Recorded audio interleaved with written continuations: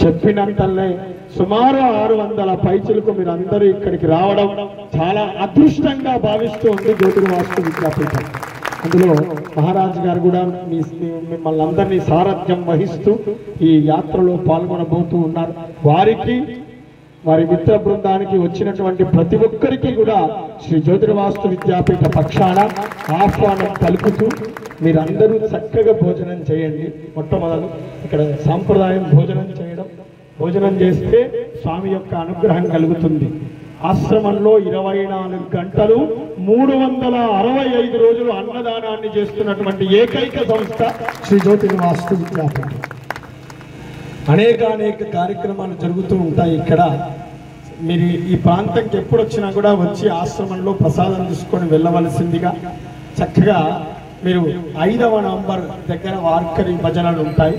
ఇది ఈ యాత్ర ఒక శోభయాత్ర అంటే ఏంటిది?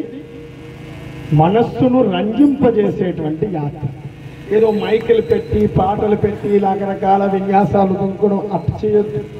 అది ఈశ్వర అర్పితం కాదు. మద్భక్త యత్ర గాయంతి.